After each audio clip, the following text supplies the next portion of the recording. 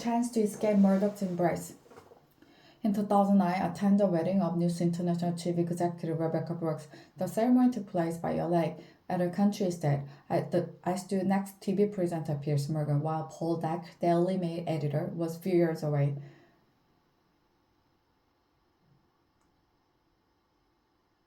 Rupert Murdoch was closer to the action, and Dick Cameron came back up the slope. Gordon Brown, then Prime Minister, arrived late, with all eyes turning to him as he walked down to the lake. At the reception, I had a brief conversation with Mr. Cameron.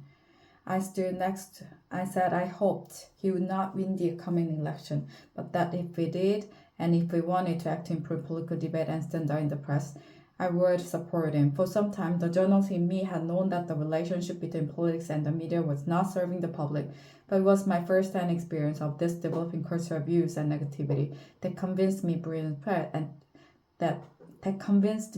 Britain's press and 24-hour news were making it more difficult for elected leader to govern. It's got worse, hasn't it? He said. I replied that he'd be a much stronger prime minister were he to take office, not feeling he owed anything to the big media groups.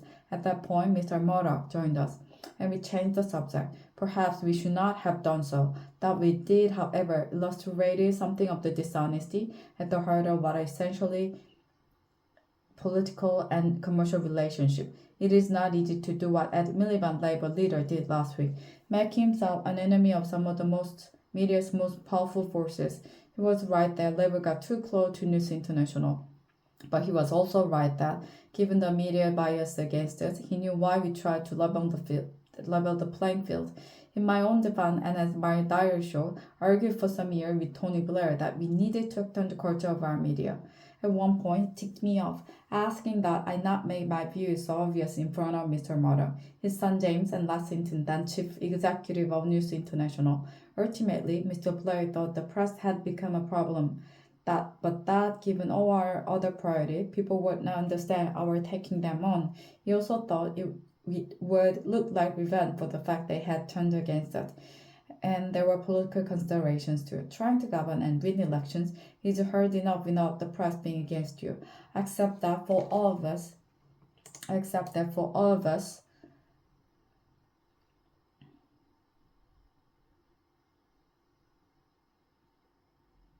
at times media support was not serving media was something we created at the expense of position or principles on media issues, but that chair has now been sprung.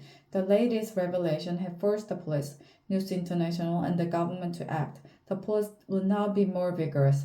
News International will continue with their kamikaze crisis management, which one day will be studied as a textbook case of how not to do it. But the most important developments are the Prime Minister during inquiries into press practices and a new system of regulation.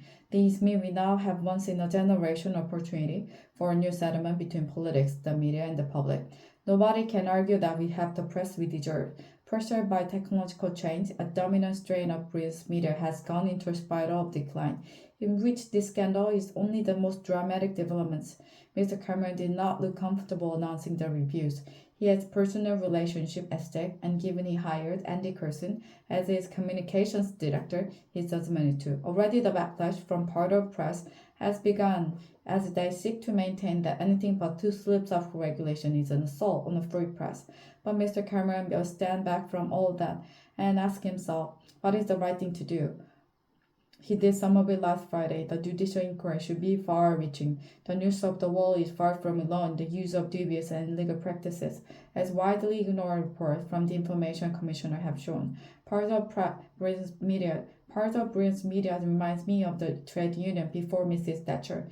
They feel untouchable. As I say above, Labour could and should have done more to deal with the fair beast.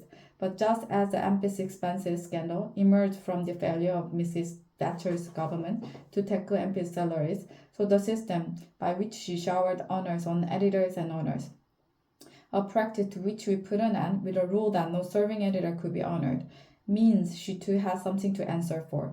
Whatever the past, it is Mr. Cameron who must lead the country to a better place.